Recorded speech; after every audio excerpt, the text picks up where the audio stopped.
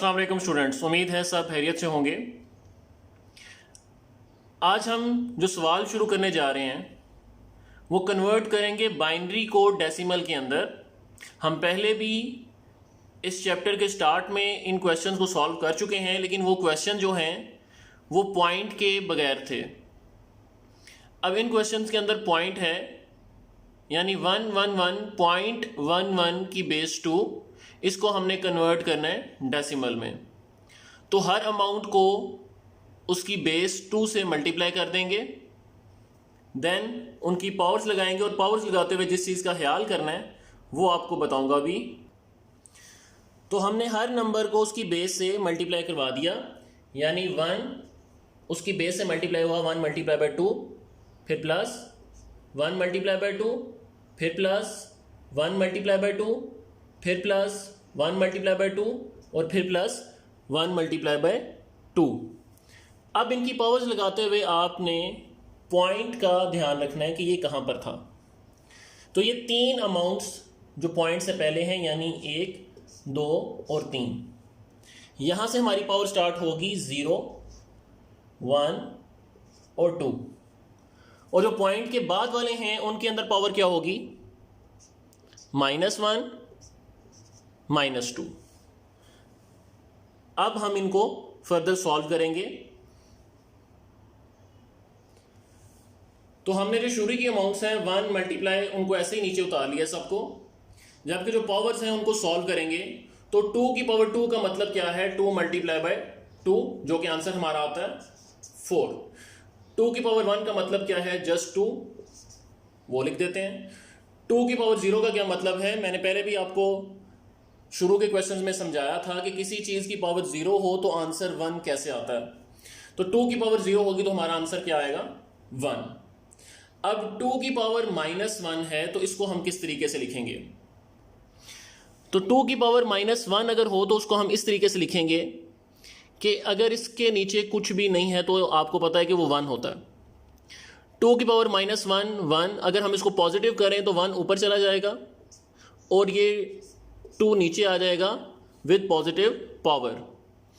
अब 1 ऊपर और 2 की पावर 1 जो है वो क्या बनता है? 2। इसी तरह 2 की पावर -2 हो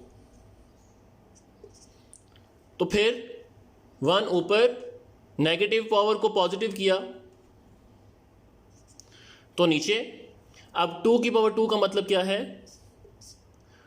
4। अब हम इन्हें फर्दर सॉल्व करेंगे। 1 4 जा 4, 1 2 जा 2, 1 1 जा 1, 1 मल्टीप्लाई 1 1 और नीचे क्या आया? 2, 1 मल्टीप्लाई 1 और नीचे क्या आया? 4। अब 4, 2 और 1 ये बनते हैं 7, जबकि 1/2 और 1/4 को हमें सॉल्व करना पड़ेगा। तो मैं अब ये बोर्ड पे चूंकि जगह कम है इसको मिटाऊंगा और 1/2 1/4 को सॉल्व करके देखते हैं कि 7 के बाद आंसर क्या आता है। तो हमने शुरू के नंबरों को प्लस करके 7 लिख दिया।